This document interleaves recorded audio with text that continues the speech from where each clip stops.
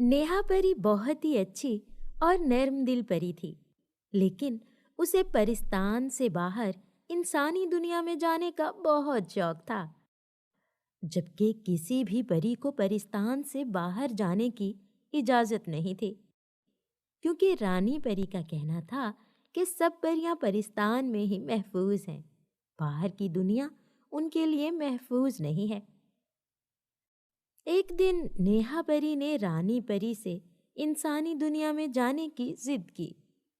नेहा परी बोली, आप मुझे इजाजत दें, मेरा आपसे वादा है, मैं शाम होने से पहले लौट आया करूंगी और इंसानी दुनिया में एक इंसान के रूप में ही रहूंगी। रानी परी बोली, ठीक है, अगर तुम इतनी ही जिद कर रही हो तो जाओ, लेकिन याद रखना, शाम होने से पहले तुम्हें वापस आना होगा, क्योंकि परिस्तान के सब दरवाजे अंधेरा होने से पहले बंद हो जाते हैं और फिर सुबह सूरज की किरणों के साथ ही खुलते हैं।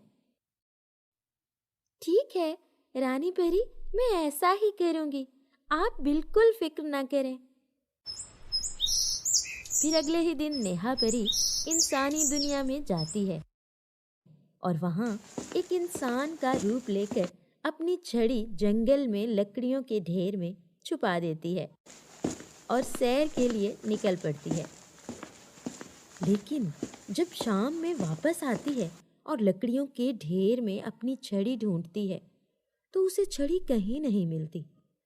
वो बहुत ही परेशान होती है और हर जगह देखती है, लेकिन छड़ी कहीं नहीं होती। ओह, अब मैं वापस कैसे जाऊंगी छड़ी के बगैर? अगर अंधेरा होने से पहले मेरी छड़ी ना मिली तो मुझे रात यहीं गुजारनी पड़ेगी। उफ। ये सोच कर ही उसको रोना आ जाता है और वो रोते रोते फिर से अपनी जादुई छड़ी ढूंढने लगती है, लेकिन छड़ी उसे कहीं नहीं मिलती और वो एक दरख्त के पास ही सो जाती है। सुबह सूरज की रोशनी से उसकी आंख खुलती है तो वो फिर से छड़ी तलाश करने लगती है।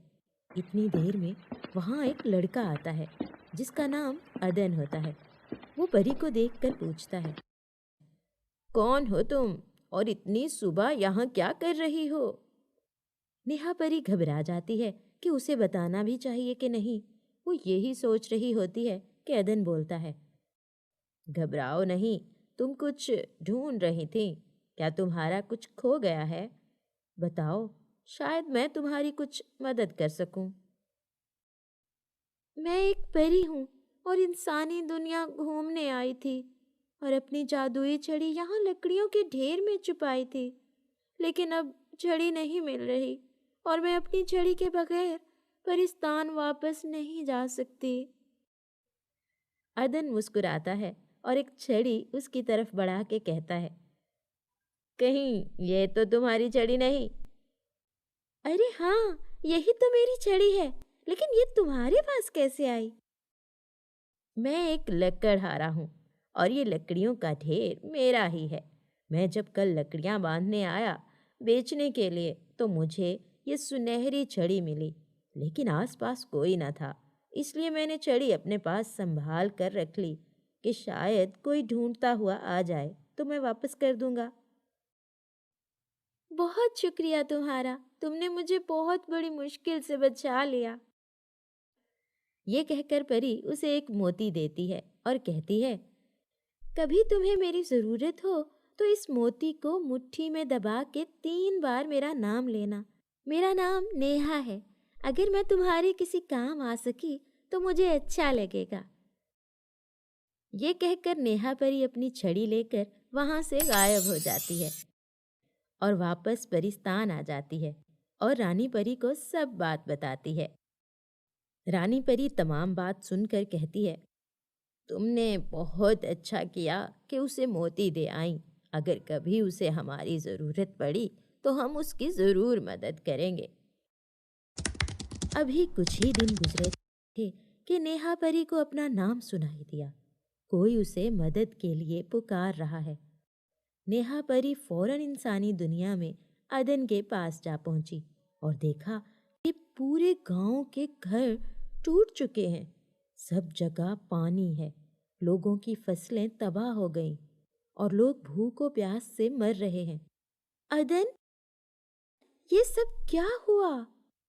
यहाँ सैलाब आ गया है और कोई हमारी मदद के लिए नहीं आया। यहाँ लोग भूख और प्यास से मर रहे हैं। तुम ही हमारी कुछ मदद करो। हाँ, क्यों नहीं। मैं परिस्तान से अपनी साथी परियों को बुलाती हूँ। हम सब मिलके आपकी मदद करेंगे।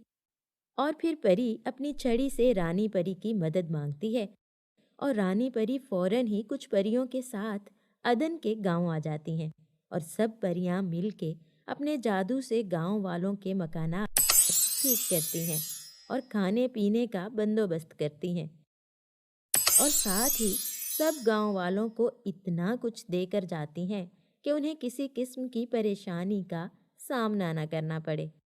आप सब परियों का बहुत शुक्रिया। मेरी छोटी सी नेकी आज हम सब गांव वालों के इतने काम आएगी, मुझे पता न था।